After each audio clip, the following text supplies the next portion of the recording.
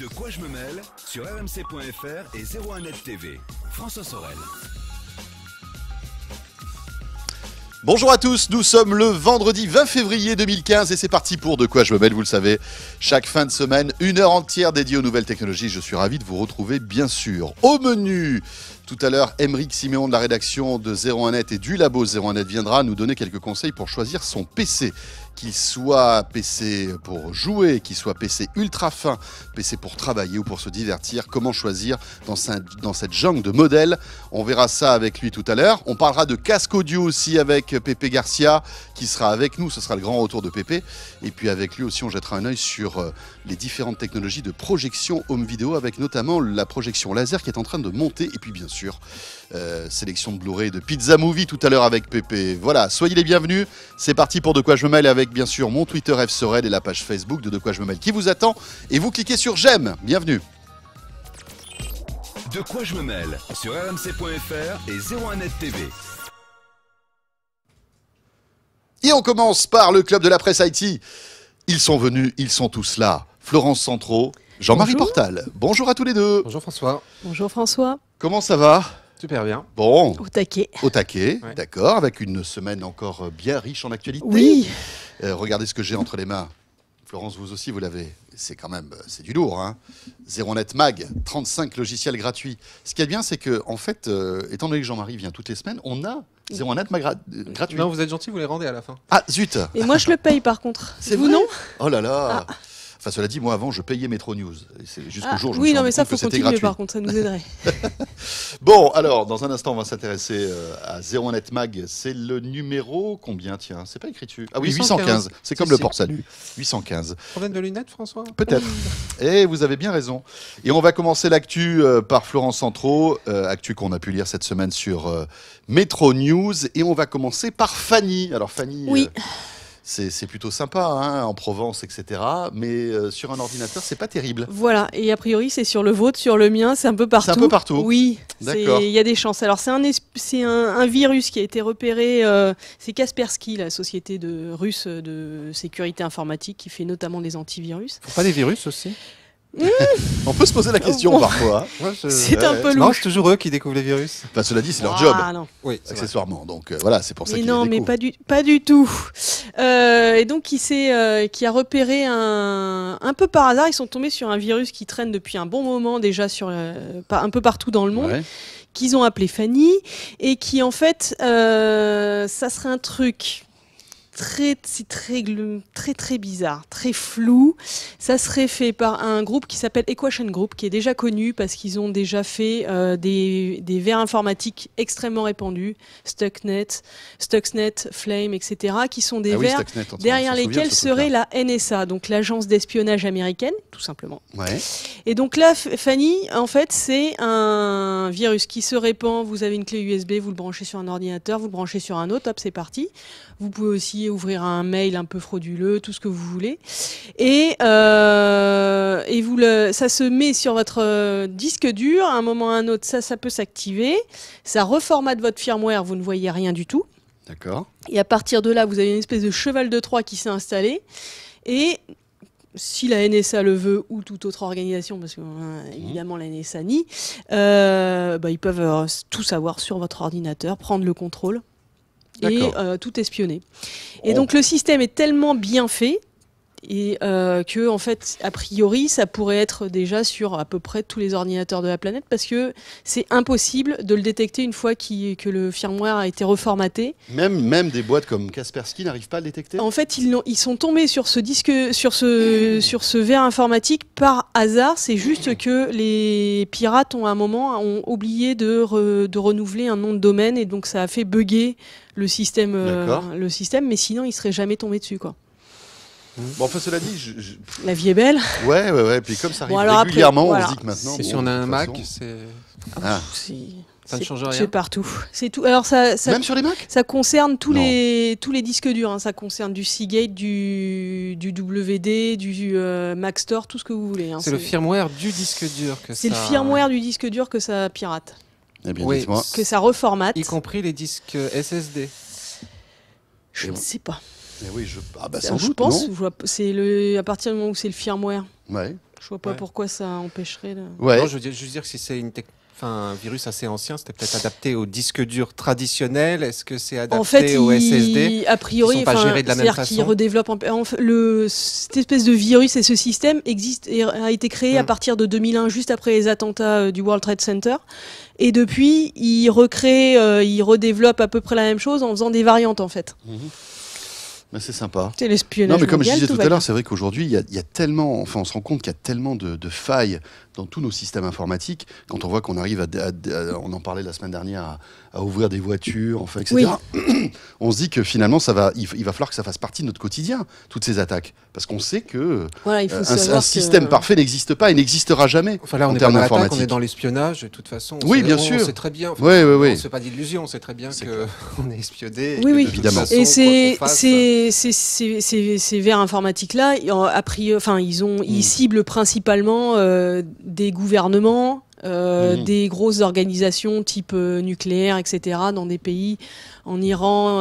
Oui, c'est pour récolter des informations sensibles. France, C'est pas pour voir évidemment, nos aux photos États-Unis, de etc., mais, selfies sur Facebook, je pense. A priori, à Ça les titre intéresse pas perso, trop. ça m'étonnerait Ouais. que ça vous concerne. Ce qu'il y a de marrant, c'est on a également des virus français créés Ouais. par des Français. D'accord. On est tombé dessus. Il y en a déjà un qui était connu qui s'appelait Babar, parce que C'est Babar. oui, on a des petits noms un peu sympas, nous, Ouais, quand c'est même. sympa, hein. Babar. Babar. Et en fait, il y en a un second qui a été trouvé cette semaine qui s'appelle Evil Bunny, et derrière lequel serait la DGSE, donc l'espionnage français. Il a une bonne tête, ce virus. alors, en tout cas, pour tous ceux il- qui regardent la vidéo, la version vidéo, trop il a une sympa. bonne tête. En fait, le truc, c'est qu'on s'est aperçu que c'était du français parce que dans le code, il y a des bouts de code qui sont similaires dans l'un et dans l'autre. Ouais. Et dans le code, c'est marqué kilo-octet plutôt que kilobit. Ah oui, et donc c'est français. Ça Là-dessus, peut on pas être sait. belge ou suisse. Non, ou mais on est un peu les luxembourgeois, seuls ou à québécois. faire comme ou ça. québécois. Mais Non, qu'est-ce que- parce mais- qu'il parle de kilobit là-bas. Mais qu'est-ce que ça veut dire? Donc là encore, de la même manière, ça infecte les ordis. Ça traîne, d'accord. ça peut infecter les ordinateurs. Là, Ouais. c'est à moins grande mesure, mais quand même, oui. Bon, rappelons quand même, hein, les amis, que si vous avez un PC, Mac, bon, c'est moins sensible, on le sait, mais avec un PC, il vaut mieux avoir un bon antivirus Sortez dessus. couvert, ouais. Voilà. Et c'est le ça. mettre à jour. Ouais. Et alors, les antivirus ne suffisent pas aujourd'hui. Il faut des anti-malware aussi. C'est pas tout à fait la même chose, hein. Surtout si vous êtes dans le domaine du gratuit. Donc voilà, regardez bien ce que vous installez et de temps en temps faites un petit scan pour voir s'il n'y a pas les trucs qui ressortent.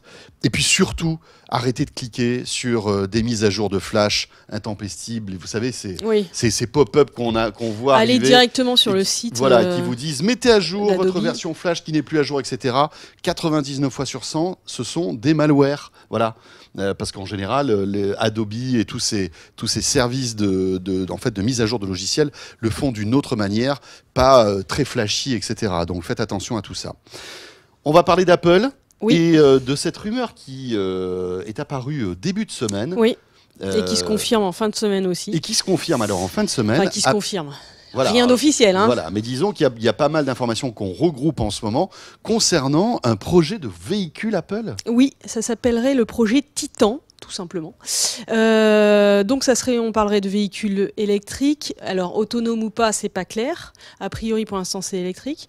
Ils auraient déjà mis 1000 personnes sur le projet quand même, c'est pas rien. Alors il y a des sources un peu variées, Bloomberg, Wall Street Journal, des choses comme ça. A priori, c'est quand même assez sérieux. Ouais. Ils ont, en tout cas, on sait qu'ils ont recruté des personnes, ça c'est officiel, qui sont d'anciens de constructeurs qui viennent de constructeurs automobiles réputés, et donc voilà, faut pas être l'équation 1 + 1 = 2, voilà, a priori ils travaillent là-dessus. Alors après, ça serait quoi précisément et ça fonctionnerait comment? Là, ça reste encore flou.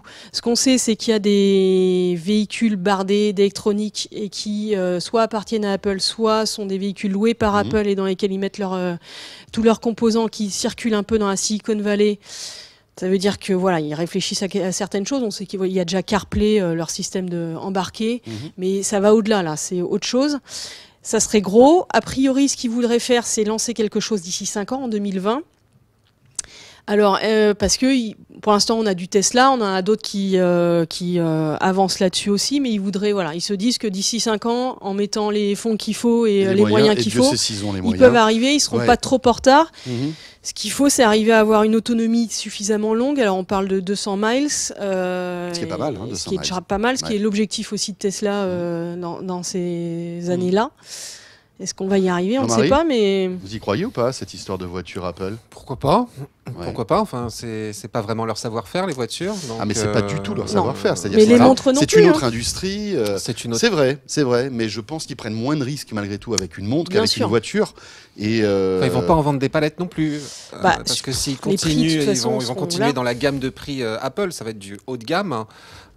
Tesla, c'est déjà du très haut de gamme. C'est déjà oui, cher. Non, mais ce qui est étonnant, c'est que pourquoi ne rachèteraient-ils pas Tesla? Ils en ont forcément les moyens. C'est des rumeurs qui courent depuis longtemps. Hein, de toute manière, Tesla, est-ce qu'ils vont être rachetés par Google ou par Apple? Voilà. C'est un peu la rumeur qui court depuis quelques années. Ça, c'est encore possible. Hein. S'ils voient qu'ils avancent pas suffisamment vite, c'est encore quelque chose de tout à fait possible. Non, parce que partir from scratch pour créer une voiture, parce qu'en plus, d'après ce que j'ai compris, ça serait une voiture autonome en plus. Alors, électrique et autonome. Électrique, est-ce que autonome ou pas, ça c'est pas encore tout à fait clair. Électrique, ça c'est sûr, oui. Bizarre. Moi, je suis un peu dubitatif concernant cette news, mais bon. Voilà. Parce qu'on attend toujours la télé, qu'on nous avait annoncé. C'est sûr, c'est vrai. Que même Steve Jobs nous avait annoncé quand même. C'est emballé sur la télé, on l'attend toujours. Ouais, mais la télé, ça aussi, c'est un sacré casse-tête, ne serait-ce que pour trouver des accords avec les diffuseurs. C'est surtout ça, c'est passer les accords parce qu'ils veulent. Et puis surtout, on voit que aujourd'hui, les fabricants de télé se concentrent. Se concentrent, bien sûr. Donc ça serait bizarre qu'Apple arrive lui en disant non, nous on va en faire et puis vous allez voir on va mieux réussir que les autres. Ouais, mais bon, il suffirait qu'Apple sorte une belle télé avec une belle techno, une belle ergonomie pour que ça fonctionne. C'est toujours la même chose. Oui, enfin c'est pareil, il va au prix où il risque de la vendre, ça va pas être vendu par palette. Ouais, c'est clair. Regardez les prix des iPhones, ça se vend par palette. Sauf qu'on sera plus au niveau du prix de l'iPhone 6 sur une télé 4K. Regardez le prix des télé 4K actuellement. Ouais. On enchaîne avec YouTube. Facile d'être millionnaire grâce à YouTube. Mais oui. Surtout quand on a 24 ans. Voilà, et qu'on sait faire un chignon, qu'on sait se maquiller. Ouais, c'est tout simple. C'est pas con. Mais voilà. Alors bon, c'est mon petit conseil à vous deux, c'est qu'il va falloir s'y mettre, les gars. Alors les chignons, j'ai essayé. Parce que oui, elle s'appelle Zoé, on la déteste, évidemment. Elle est jeune, elle est mignonne et elle est millionnaire. Parce qu'elle a une petite chaîne YouTube, quelques 7,3 millions de fans. Elle fait des vidéos depuis qu'elle a 16 ans dans sa chambre pour nous montrer comment se maquiller, ce qu'elle a acheté comme vêtements. Oui, c'est un peu un blog vidéo. C'est un blog vidéo, blogueuse mode, blogueuse conseil beauté, on va dire. Ouais. Et elle se fait de l'argent, mais par palette. D'accord. Et donc elle est millionnaire, elle vient de s'acheter une maison de 5 chambres en Angleterre au bord de la mer. D'accord. Elle a lancé à la fin de l'année dernière une nouvelle qui s'appelle, je sais plus, Digital Girl, quelque chose comme ça, Online Girl. C'est quoi? C'est une petite nouvelle, une bluette, une petite histoire d'une gamine de à peu près son âge qui devient adulte et qui tombe amoureuse à l'ère du numérique. D'accord. Ah oui. Ça s'est vendu, mais c'est mieux. Donc ça devient un peu l'icône de YouTube. La première semaine de vente, c'était mieux que Harry Potter. Ouais, c'est pas mal. Pour le premier, j'en ai entendu parler de cette histoire. Et je pense qu'ils vont même l'adapter au cinéma. Voilà, donc elle a lancé sa ligne de cosmétiques et en fait, elle met de la publicité. Elle propose aux annonceurs de mettre de la publicité à côté de ses petites vidéos. Et ça marche. Voilà, c'est entre 20 et 30 000 euros la pub pour un mois et elle en a plusieurs et elle gagne très très bien sa vie. Son petit copain fait exactement la même chose et ça marche aussi bien. Ça marche aussi. Voilà. Et oui. Non, mais YouTube, c'est incroyable. Ça crée des fortunes. C'est fou. Mais c'est tant mieux. Mais oui, mais très bien. Et en plus, elle commence à devenir de plus en plus pro, donc ça devient intéressant. Elle a son émission à la radio, etc. À mon avis, on va la retrouver à la télévision d'ici peu. Très bien, on va parler maintenant d'une coque iPhone. Alors quand je l'ai vue, j'étais mort de rire. Au début, je me suis dit, bon, voilà, c'est un peu too much. Mais après, j'avais quand même une petite pointe de jalousie. Et je me suis dit, tiens, pourquoi pas m'offrir cette coque iPhone, Florence? Elle est superbe. Alors, c'est une coque, c'est Retour vers le futur. Si vous aimiez la DeLorean, notamment la DeLorean en version volante, cette coque est faite pour vous. Voilà, c'est une coque très discrète, il faut quand même le dire. Franchement, ça rentre dans toutes les poches. Les poches de baggy, quoi. Voilà, c'est ça, les grandes poches, les poches plastiques. Oui. Voilà. Quand vous faites vos courses. Sac à dos. Voilà. Et donc à l'intérieur, vous avez un iPhone. Alors en fait oui, ça prend tout l'iPhone qui disparaît, qui est caché sous le capot entièrement. Faut même, il y a une petite trappe à pousser pour avoir l'objectif de l'appareil photo qui soit à nouveau visible. Et alors ce qui est beau, c'est qu'il y a du néon, il y a de la LED, ça clignote quand il y a un appel, ah oui, c'est de très très bon goût. C'est Bandai qui fait ça au Japon. Alors c'est en précommande. C'est en précommande maintenant, ça ne sera livré qu'au mois de juin prochain. Ça vous coûte à peu près 45 € pour la commander. C'est très drôle. C'est quand même... c'est drôle, mais c'est quand même... Ah oui, non, mais c'est too much, bien sûr. C'est très japonais. Il y a un truc rigolo, c'est que lorsque vous recevez un appel, vous avez les phares de la DeLorean qui s'allument, quoi. C'est vraiment super. C'est la grande classe. Ouais, c'est la grande classe. On a le prix ou pas encore? Environ 45 €, 5 940 yens, précisément. Bon, allez, on prend un petit peu d'altitude maintenant pour terminer, Florence, parce que bon, c'est bien beau les coques d'iPhone pour ça va en forme de DeLorean. Mais parlons maintenant de notre avenir à tous. Un jour, nous serons tous sur Mars. Mais pour y aller, ou pas, pas tout de suite, dans quelques siècles. Mais pour y aller, il faut quand même faire un premier voyage. Voilà. Et donc il y a un voyage quand même un peu risqué. C'est-à-dire qu'on revient pas. Voilà, donc c'est le risque quand même. Soit risqué, c'est qu'on mais là on plaisante pas, on plaisante pas. C'est un vrai projet. Ça s'appelle Mars One. Donc c'est un projet privé qui a été lancé par un Néerlandais et il a appelé à candidature. Donc il lui faut au moins 24 personnes pour partir là-bas. C'était un peu son projet de départ. Ouais. L'idée c'est de partir à partir de 2024. Donc c'est dans pas très longtemps. Ouais. Officiellement, a priori, ça se fera pas dans ces délais-là, évidemment. Il y aura toujours un petit. C'est-à-dire, vaut mieux prendre son temps là pour tout mettre au point quand même. Il faudrait mettre au point, avoir le financement. Il faut 6 milliards de dollars. C'est pas encore tout à fait, ils n'ont pas tout l'argent qu'il faut. Mais ils étaient partis avec, ils ont quand même reçu plus de 200 000 candidatures de par le monde. Et puis petit à petit, ils réduisent. Ils ont fait. Oui, parce que j'imagine qu'il y a des castings, etc. Là. Voilà. Alors en fait, il y a quand même, c'est sérieux. C'est-à-dire qu'il y a un ancien docteur de la NASA qui est dans le projet, qui a fait passer des entretiens régulièrement. Et là, on est passé de 200 000, on est passé plusieurs milliers. Mais l'idée, c'est que ces gens-là, voilà, quand le projet sera au point, c'est de les envoyer sur Mars. Oui. C'est ça. Les mettre dans une fusée, direction Mars. Alors, il se pose la question de qu'est-ce qu'ils font pendant le trajet, parce que ça va durer plusieurs mois. Est-ce qu'on les endort ou pas, etc. Ouais. Je crois que c'est même plusieurs années, en fait. Je crois, non ?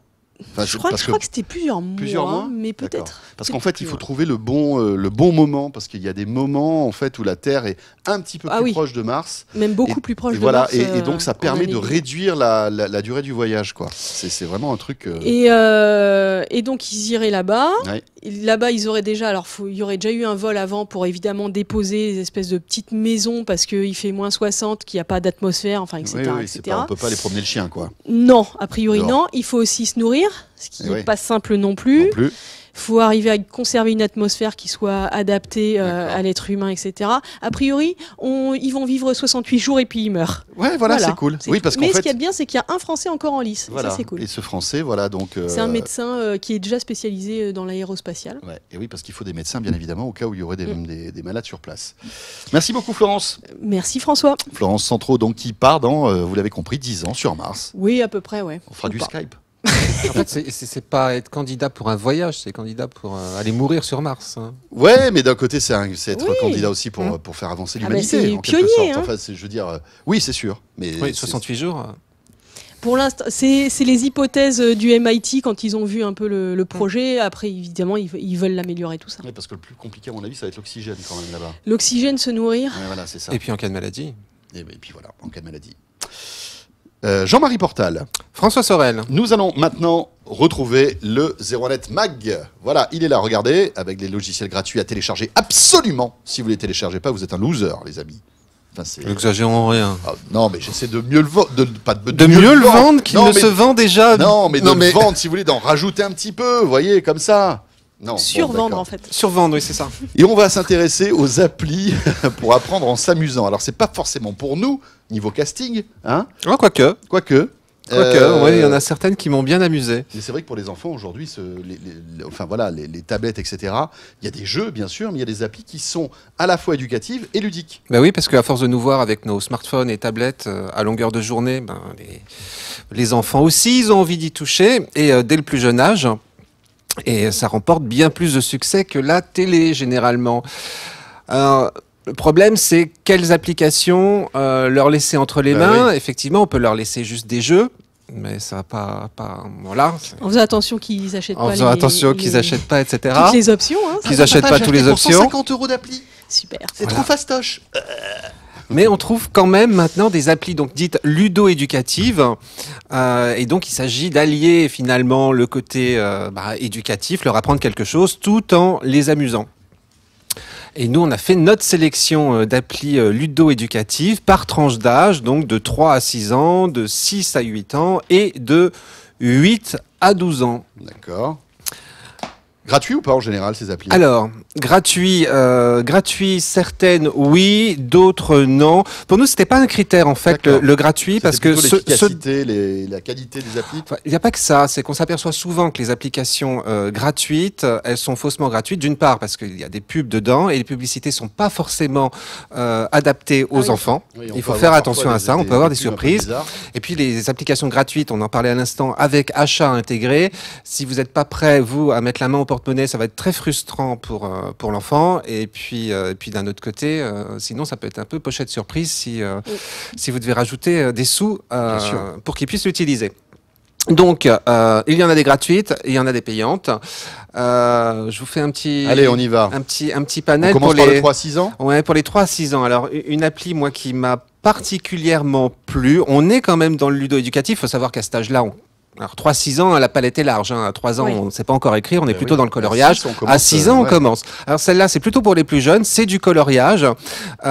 C'est une application qui s'appelle Colormix et c'est une application vraiment magique. C'est Florence? Oui. C'est une application de coloriage. Alors, pour l'utiliser, il faut d'abord se rendre sur le site de Colormix où vous allez trouver des dessins à colorier, donc à imprimer. Vous imprimez les dessins, vous sortez les crayons de couleur pour votre gamin, il fait son coloriage. Une fois qu'il a fini son coloriage, c'est là où ça devient amusant. Vous dégainez la tablette ou le smartphone, la tablette de préférence, parce qu'avec le grand écran, l'effet va être plus bluffant. Vous lancez l'appli, vous filmez son dessin qu'il a colorié. Et comme par magie, son dessin sort en fait de la feuille de papier. Avec les mêmes couleurs. Avec les mêmes couleurs. C'est génial. Ah oui, moi quand j'ai fait le test, je me suis amusé à mettre 01 net sur le t-shirt de l'ourson Pudley. Il y avait bien le 01 net qui apparaissait et l'ourson se met si c'est un ourson, il se met à danser, il y a de la musique, enfin voilà, c'est en 3D animé. Super, vraiment bluffant, les enfants adorent. Puis on est quand même dans le ludo-éducatif parce qu'il ne faut pas oublier que le coloriage, ça apprend déjà à faire le geste de l'écriture, à respecter des règles parce qu'il ne faut pas déborder. Donc on est vraiment quand même dans le ludo-éducatif. Android, iOS, et c'est gratuit. Android, iOS, et c'est gratuit. 6-8 Alors 6-8 ans, il y a des applications pour apprendre les mathématiques, enfin pour travailler ses mathématiques, des applications pour faire de la chimie, pour la lecture, pour l'heure, mais il y en a une, moi particulièrement, qui a retenu mon attention, c'est Scratch Junior, c'est une initiation à la programmation. Oula, ça va faire plaisir à Xavier Niel, ça. Exactement. Oui, et c'est la déclinaison en fait d'un site qui existe déjà, qui est le site Scratch, qui s'adresse aux plus grands, qui est pareil, un site pour apprendre à coder quand on n'y connaît rien. La Scratch Junior, l'idée c'est de créer une sorte de bande dessinée animée. Donc, c'est-à-dire qu'au début, vous avez une page blanche sur votre tablette. Vous choisissez un fond d'écran, vous choisissez un personnage, et ensuite, vous allez choisir des petits modules qui, chacun, correspondent à un mouvement. Donc, vous allez pouvoir décider d'avancer vers la droite, vers la gauche, avancer, reculer, dire quelque chose. Donc, il y a différents objets qui sont classés, qui permettent différentes actions. Vous les enchaînez, c'est un peu comme un puzzle, vous les emboîtez les uns après les autres, comme un programme. Et une fois que vous avez terminé, vous avez un start, un stop, vous lancez votre programme et vous avez l'animation qui se déroule et vous pouvez enchaîner comme ça plusieurs plans. Ça explique le cheminement intellectuel de la programmation. Exactement. En fait. Donc déjà, vous abordez la logique de programmation. On vous demande pas de taper du code, bien évidemment, mais voilà, on est déjà dans la programmation. Et puis quand vous êtes un petit peu plus grand, vous pouvez aller sur le site Scratch qui n'est plus Scratch Junior. Vous allez pouvoir faire des choses un petit peu plus évoluées. Plus costaud. Voilà, donc ça c'était pour 6 à 8. C'est une appli qui est disponible que sur iOS et qui est gratuite. Oui, aussi, alors ça c'est juste le petit côté dommage, mais Scratch, par contre, c'est sur ordinateur, donc là, vous ça pouvez y marche. accéder depuis, PC, Mac, n'importe quoi. PC, Mac, peu importe. Appli de 8 à 12 ans, Jean-Marie. Oui, alors appli de Bon, 8... là, ça devient un peu plus sérieux. Oui, quand même, ça devient un peu plus sérieux parce que quand même, 8 à 12 ans, on prépare l'entrée au collège, si ce n'est déjà fait. Donc, c'est pareil, il y a une application pour apprendre le code informatique qui est beaucoup plus évolué, qui s'appelle Hopscotch, que je vous conseille d'aller voir. Mais celle qui a vraiment retenu mon attention, c'est Dragon Box Algebra 12 pour se concentrer sur les mathématiques. Parce que les mathématiques, c'est pas toujours très drôle. Vous savez, les mathématiques, les équations, avec les inconnus, les parenthèses, les factorisations, le développement. Ouais, mais entre 8 à 12, on est déjà là-dedans, là Oui, on a du Dragon Ball. Ben, bien sûr, à 12 ans, brave monsieur, à 12 ans, les équations, faut commencer là. Non, Hein, mais c'est des petites équations, c'est pas des, il y a pas de. ouais, bah quand vous bloquez sur les petites équations AX plus 2 plus, Oh là là. c'est Bon, fichu je pour la, me souviens. c'est Oui, fichu Tout pour la ça, suite. ça donne Hein. des petits frissons. Hein Ouais, c'est fichu pour la suite si vous bloquez Ouais. là. Bon, Et là, on salue l'idée tous c'est ceux de qui font encore des équations et qui regardent de quoi je me mail et qui écoutent de quoi je me mail. C'est vrai que c'est bon. Voilà, on est avec vous de tout cœur. Ouais, mais il y a pire Et on après. Il y a est les content d'en être sorti quand même. Oui, Mais il y a vrai. pire après, il y a les intégrales, vous savez, je sais Mon pas si Dieu. vous vous souvenez. Et Racine carrée de 9. Oh, enfin, racine carrée, ça. Eh oui. Joli. Moi, les intégrales, ça m'a beaucoup marqué, les intégrales. Et donc cette appli est faite pour voilà, à la fois mélanger. Alors c'est un donc- jeu en fait. C'est un Ça jeu. se présente comme un jeu et c'est très déstabilisant parce que même quand, en tant qu'adulte, vous abordez l'algèbre, donc Dragon Box Algebra, vous y comprenez rien. Parce que il s'agit juste de déplacer des petits cubes, les assembler et tout, et on vous dit mais ça parle d'équations ce truc-là. Simplement, les équations disparaissent complètement au début, donc les parenthèses sont remplacées par des petits nuages, vous savez pas trop. Et donc c'est un petit jeu d'assemblage. Je vais pas vous expliquer exactement comment ça marche. Il faut vraiment l'apprendre en main pour comprendre. Mais petit à petit, ça vous amène au cheminement, ça vous fait cheminer vers l'équation sans que vous vous en rendiez compte. C'est assez bluffant et les gamins sont assez accros à ça. Les parents un petit peu du mal à suivre par moment. C'est le même moment. principe de déduction en fait qu'il va falloir appliquer ensuite. Oui, c'est ça. Alors, ce qu'il faut savoir en plus, c'est que cette application se décline aussi pour les plus jeunes. C'est Dragon Box Algebra 5+, et pour la géométrie, D'accord. Dragon Box Element. Très bien. Alors ça c'est payant en revanche. Hein. Ça, 6,99 et 7,99. Oui, mais ça vaut, franchement, elle vaut le Ça vaut le détour. coup. Bon, un petit conseil quand même avant d'en finir avec les applis ludo-éducatives. Exactement, parce que c'est vrai que bon aujourd'hui, quand on a une tablette à la maison, c'est les enfants qui la squattent. Il faut malgré tout essayer de surveiller les usages. Oui, alors il y a plusieurs choses. D'une part, évidemment, on évite de laisser trop longtemps l'enfant sur la tablette, hein, un quart d'heure, 20 minutes, une demi-heure. Ce qu'il faut savoir, c'est que les enfants ont une tendance à rester plus longtemps sur une tablette que sur un livre. Hein. Autre Tiens, chose. c'est bizarre. Je me doutais pas du tout. Ou qu'un cahier. Autre chose, on évite le soir. On évite le soir, pourquoi? Parce que les écrans et d'ailleurs c'est valable aussi pour les adultes, je vous le dis, parce que les écrans de smartphone et de tablette, d'ailleurs comme les écrans d'ordinateur, émettent une lumière bleue, et que cette lumière bleue a une fâcheuse tendance à détruire la mélatonine qui est sécrétée par notre cerveau, et la mélatonine, c'est l'hormone essentielle, l'hormone clé du sommeil. Ouais.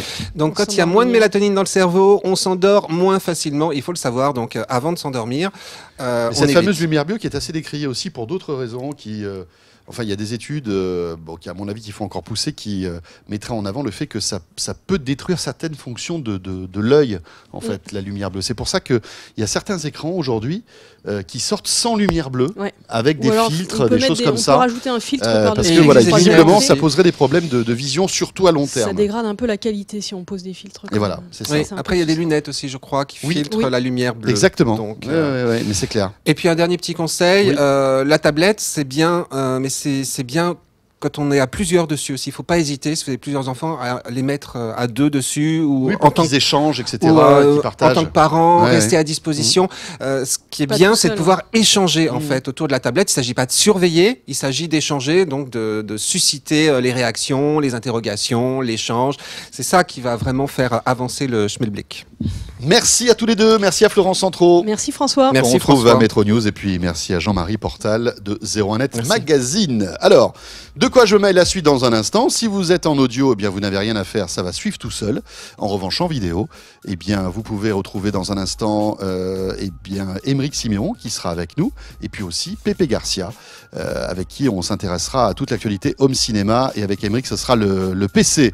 Je vous rappelle aussi que vous pouvez retrouver Jean-Marie Portal tous les mercredis mercredi sur 01net TV dans Phonaps, qui est le rendez-vous des applis mobiles. Voilà, en 6 minutes, vous avez toute l'actualité et surtout les meilleures applis du moment. Oui, sur les toutes les meilleures plateformes. applis, les dernières. Voilà. Et on fait du Windows Phone, promis. Et c'est tous les mercredis soir, donc à 18h sur 01net TV. Vous restez avec nous, de quoi je mets la suite tout de suite. De quoi je me mêle sur rmc.fr et 01net TV.